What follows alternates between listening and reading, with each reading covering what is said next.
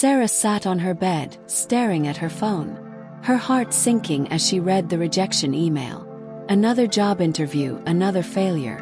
Tears slipped down her cheeks as she whispered to herself, "Why does nothing ever work out for me? Maybe I'm not good enough. Maybe I'll never be happy." She scrolled through social media, seeing updates from her friends. Lisa just got promoted. Daniel launched his business. Larry, her closest friend, landed his dream job. It felt like everyone was moving forward except her. Throwing her phone aside, she buried her face in her hands. She had been avoiding her friends, afraid they'd see her as a failure. She even turned down Larry's invite for a movie, making some excuse.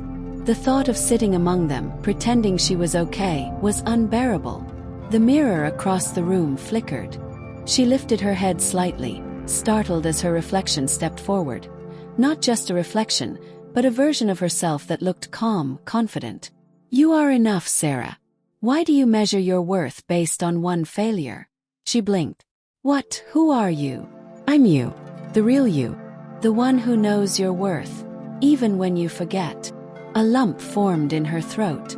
"But how can I be happy when my life is falling apart? My friends are succeeding, and I can't even land a simple job." Happiness isn't about what happens to you. It's about how you see yourself. You didn't get the job. So what? Does that define your entire life? "But I feel like a failure. Like I don't belong."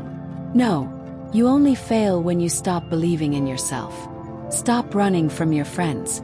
Stop hiding. Love yourself despite the setbacks. You are more than your struggles. She looked away, doubt clouding her mind. When you feel like a failure, say this to yourself. "I am enough just as I am. My value isn't determined by my success or failures. I am growing, learning, and becoming better every day. I deserve happiness not because of what I achieve but because I am me." Say it, Sarah.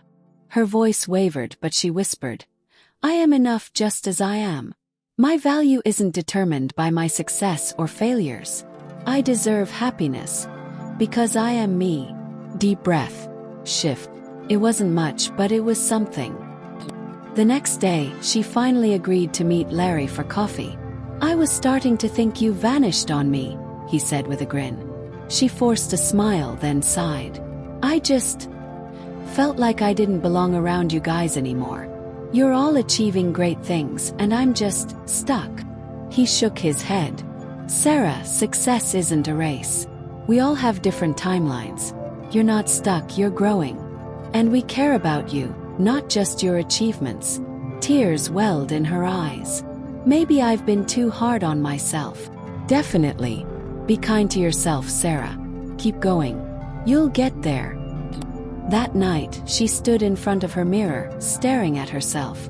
This time, she didn't see a failure. She saw someone who was trying, who was still here. "I am enough. I am valuable no matter what. My journey is mine, and I will not compare myself to others." Small smile. Lighter. Stronger. Weeks later, an email popped up on her phone's screen. "Dear Sarah, we are pleased to inform you." Her hands covered her mouth. "You got the job." "I did it. I actually did it." Tears streamed down her face, but this time they were happy ones. She grabbed her phone and texted Larry. "I got the job. And you were right. I just needed to keep believing." She turned to the mirror one last time. "You see." The reflection smiled. "You were always enough." She nodded, finally believing it. The next morning, as sunlight poured through her window, she stretched, picked up her phone and typed a message. "Today I choose to love myself and be happy, no matter what." If you find this video interesting, please do like and subscribe.